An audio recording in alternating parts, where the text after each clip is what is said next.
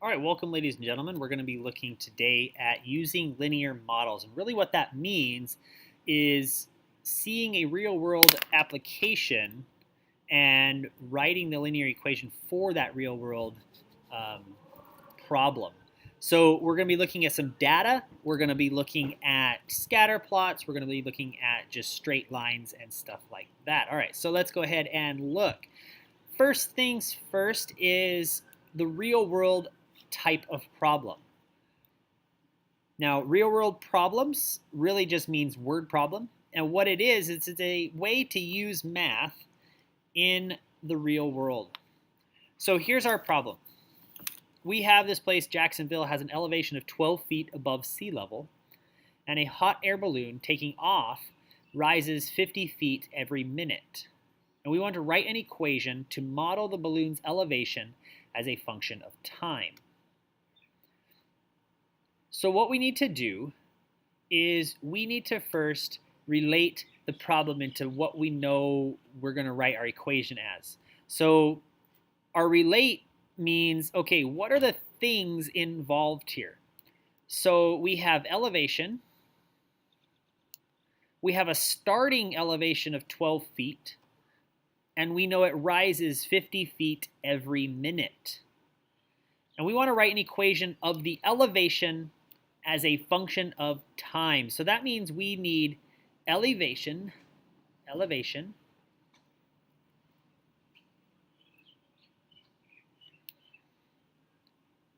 Now, we have an initial height. We have an initial height out here that we're going to add to the total height as we go.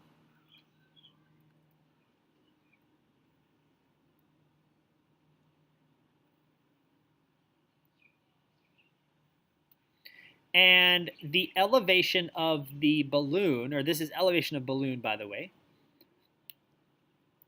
it goes up 50 feet. So at 50 feet every minute. So we have a rate times time to find height. So this is rate times time plus initial height will equal the elevation, because you have to remember also this rate times time, you have to remember that distance is equal to rate times time. Well, if we want distance or height, we need to know the rate and the time traveling. Now, we know what the initial height is. That's where the balloon starts, and it starts 12 feet above sea level. And we know the rate at which it travels, which is 50. So what we need to do now is we need to write an equation, but before we write an equation, we need to define our terms. Well, we need to say, let's call this thing y. Let's call y is elevation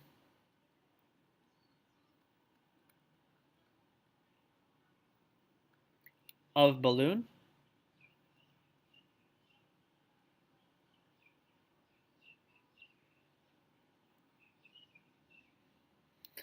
And we're going to say this is in feet because everything is in feet. And the other variable is time, because time is the thing that is changing. So we're going to say x is time. Now we're going to use, because the units here are minutes, we're going to say it's minutes. Once we have defined our terms or our variables, we can now use the variables to write our equation. Now this is the basic setup for every word problem. You can relate the pieces that are in the equation or in the statement. You need to define your variables, and then you can write your equation. And when we write our equation, we know elevation, which is our y value, is equal to the rate, in this case is 50, times time, which is x, because we don't know how long it has been moving, and we have an initial height of 12, or initial elevation. I guess we could have said that, initial elevation. And this is the equation for this particular real-world problem. And what we can do is, with these equations, we can now determine the elevation. What would be the elevation at time equals, let's say 4 minutes. The elevation at time equals 4 minutes. Well, time, I should have written time, because that's not our variable t. We could have used t. That's going to be our x value, so we can say that y, or the elevation, is equal to 50 times 4, because now we're talking about 4 minutes later, plus 12. Well, 50 times 4 is 200, plus 12 is simply 212 feet. And remember, it's a real world problem, so therefore we have a unit on our answer. In this case, it's feet. And that's really it. Pretty much every word problem can be set up in such a way where you start by paying attention to what's in your question, define your variables, and then write your equation. Now, since we are in the chapter dealing with linear functions, our functions are going to be linear as well. So we're going to be just dealing with things like this in slope-intercept form. For the most part, slope-intercept form. All right, what about, let's try something else here. Oops. If we have a candle that is 6 inches tall after burning for 1 hour, after 3 hours it is 5.5 inches tall, I want to write a linear equation to model the height y of the candle after burning for x hours. Okay, so we can identify what's going on. We want to know the height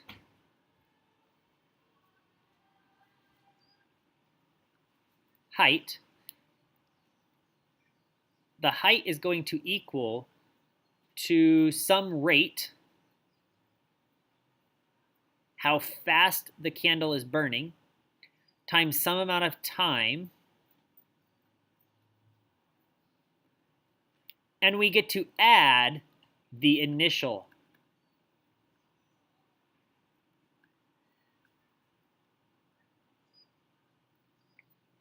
And the initial height is whatever the height was at 0 hours. But we might need to figure out what that is. Not all problems are exactly the same, so please pay attention to that.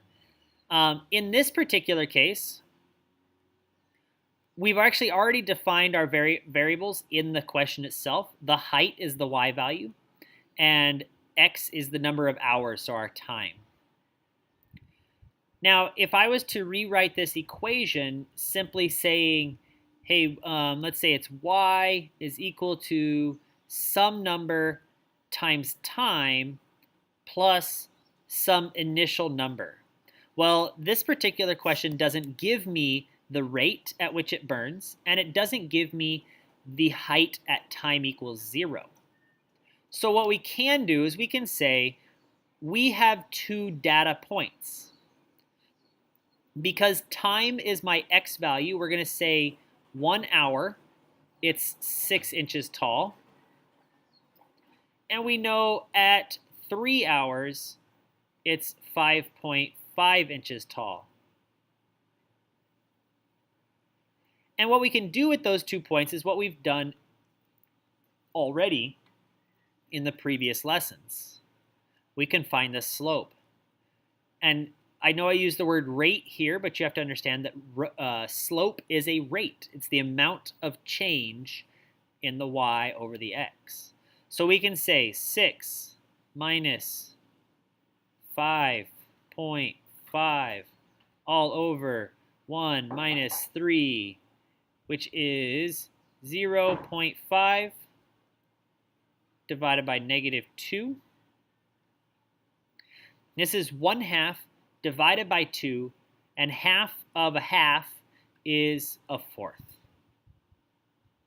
That means my slope is 1/4. And we're going to write our equation eventually in standard form, but we need to start with point slope. So I get y minus y is equal to my slope times x minus x. And I use the first point up here.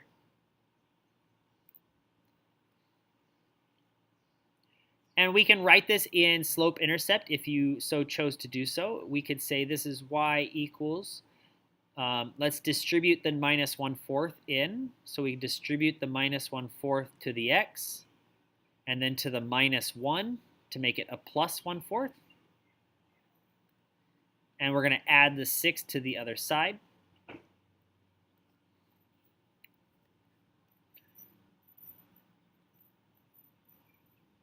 And then you have to find common denominators. 6 is the same thing as 24 over 4. Because remember, this is 6/1. And if I go 1/4 plus 24/4, I get 25/4.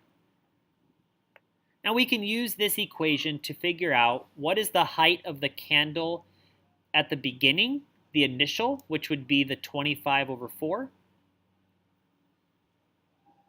Oops, sorry, that's supposed to be a plus sign, not a negative sign. The height would be 6 1/4 inches. We could figure out what's the height of the candle after 7 hours. We could figure out by just plugging in 7 for x. Remember, x represents time. And we can use this equation for any kind of thing. All right, let's see what comes up next. All right, scatter plots. Scatter plots a scatter plot is a graph of data points that relates two different sets of data. What I mean by data points are just real-world things. Real-world things like height and shoe size and time, and just like the stuff we were doing before, like the elevation over time. These are different types of scatter plots that you could get and the type of things that we call them. So these are your scatter plots. It's just a set of dots in quadrant 1 normally, meaning in the positive x and positive y direction. And a correlation is how well they fit to a line, or how tightly packed they are, or if they look like they follow some sort of pattern. Notice the difference between these two here. This one is lightly scattered, but this one is pretty tightly bunched. And notice that they go in a positive direction, uphill direction. So we say it's a positive correlation, but we call it weak because it's not very tightly bunched, where this one is tightly bunched, so we call it a strong positive correlation. And the same thing goes between these two, with a negative correlation because it goes downhill. Then the last one here is if you have a set of data that doesn't really look like it follows any line. I can't really draw a line this way that says all of them follow that. I can't draw it the other way to say they all follow that line. So I can't do that. So this has no correlation. And scatter plots are used in the real world quite often to represent real world data. And then what we do with this data is we create what's called a trend line, or line of best fit, and it approximates the relationship between data sets. So like this dashed line that I drew in here. This dashed line actually is a solid line that represents the trend of all of the data. And the trend here is a linear function. So we're going to be looking at linear trends in the next page here. we can then write the equation for that linear function and use it to make predictions.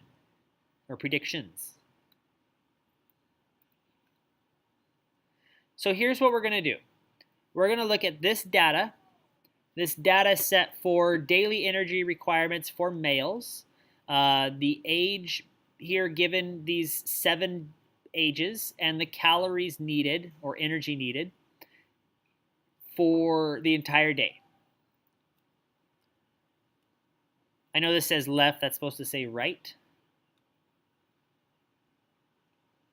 Okay, it shows the average daily energy requirements for male children and adolescents.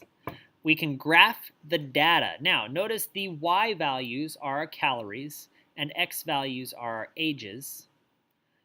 And so setting up a graph is a little bit challenging because you have to go all the way from about 0 up to just over 3,000. And in the Y direction, I know it's hard to see here, but I went all the way out to 20. I know it says 17, but I went to 20 so I could make this dot inside the graph rather than up on the corner. Then what we can do is after graphing this data, notice it's just the 7 dots because that's all we have. At x equals 1, we have the number 1100. At x equals 2, it's 1300. Then what we do is we model this data with a linear function if you can. In this particular case, it really looks like this is a linear set of data. So we do the best that we can to draw a line that approximates the direction of all of the dots. After doing so, you can then model that data with a linear equation. So notice here, it looks like my line goes through that point and that point. So that would be this point, the 2 and 1300, and the 14 and the 2800. So I can find my slope. 2800 minus 1300 all over 14 minus 2. 2800 minus 1300 is a 1500.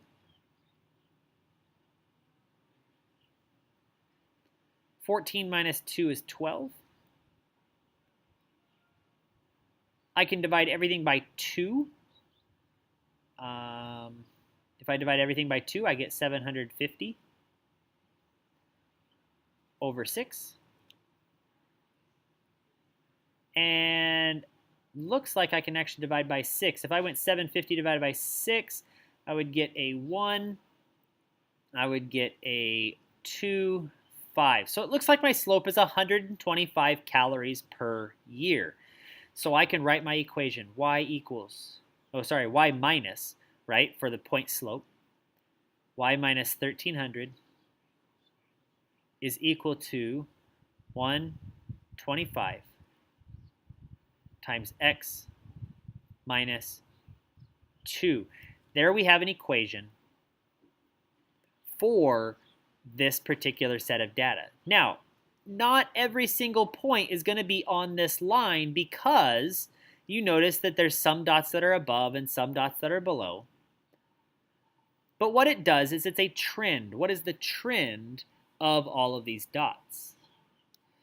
So in order to answer the second question, estimate the requirements for a 16-year-old male, we can plug in x equals 16. Let's add 1300 to the other side. If I said x is 16, because that's the age that we're going with here, 16 minus 2 plus 1300. And we can say this is 125 times 14.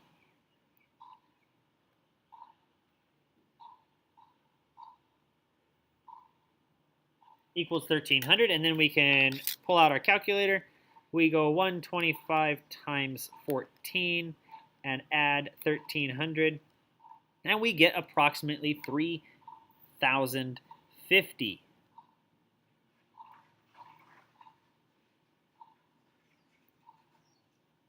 Now remember, this is an approximation, and it seems kind of weird that you would need more calories for a 16-year-old than a 17-year-old, but because we're using this trend line tells us that's what the estimate for a 16-year-old could be. All right, that is going to finish us off for what you guys need to know in this lesson. Hope you guys learned a little, and I will see you guys tomorrow.